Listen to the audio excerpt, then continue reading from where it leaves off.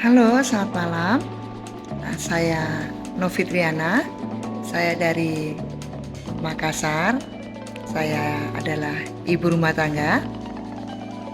Dan malam hari ini kita akan belajar bersama-sama tentang teori pembelajaran. Hai, selamat malam. Malam hari ini kita akan belajar mengenai teori belajar dan penerapannya. Kita akan belajar 3 teori. Yang pertama adalah teori kognitif.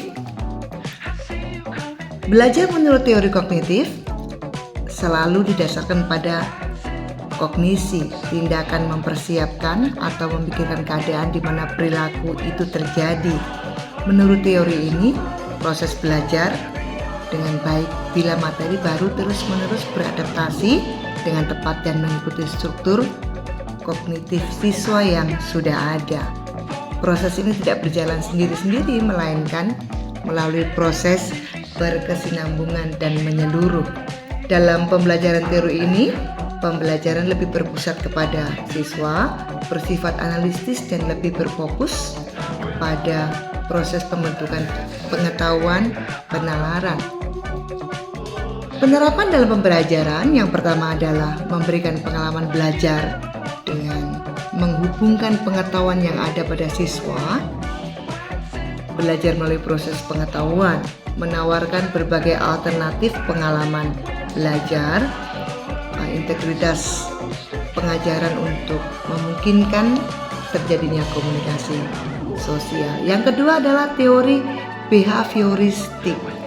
Teori ini memandang bahwa pengetahuan telah terstruktur dengan rapi dan teratur. Maka siswa dihadapkan kepada aturan-aturan yang jelas dan ditetapkan terlebih dahulu secara ketat.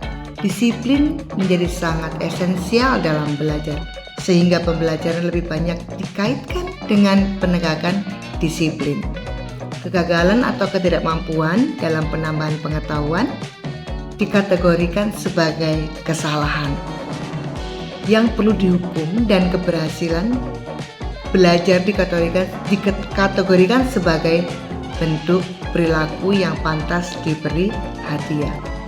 Dalam pembelajaran, siswa dianggap sebagai objek pasif yang selalu membutuhkan motivasi dan penguatan dari guru.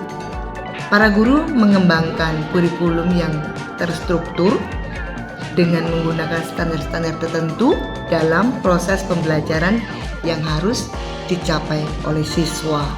Dan juga dalam proses evaluasi belajar, siswa diukur hanya pada hal-hal yang nyata dan dapat diamati, sehingga hal-hal yang bersifat abstrak kurang dijangkau dalam proses evaluasi.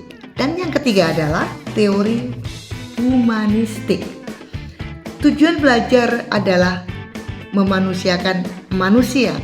Proses belajar akan dianggap berhasil apabila siswa memahami lingkungan dan dirinya sendiri. Teori belajar ini mencoba memahami perilaku belajar dari perspektif pelaku, bukan dari perspektif pengamat. Tujuan utama adalah membantu siswa mengembangkan diri, mengenal diri sebagai manusia yang unik, dan menyadari potensi yang ada dalam diri mereka.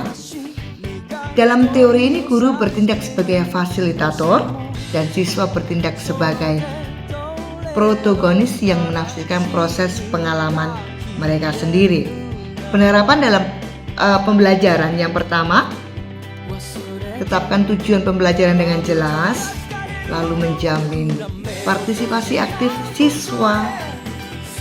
Belajar dengan jujur, jelas dan positif, mendorong mengembangkan kemampuan belajar, motivasi siswa, mengajak siswa untuk peka, berpikir kritis, mandiri, mendorong siswa berbicara bebas, membuat keputusan sendiri.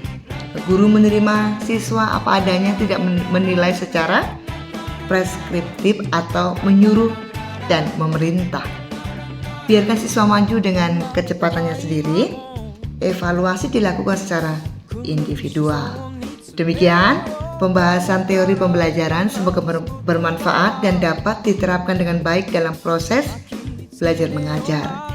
Tuhan Yesus memberkati kita semua.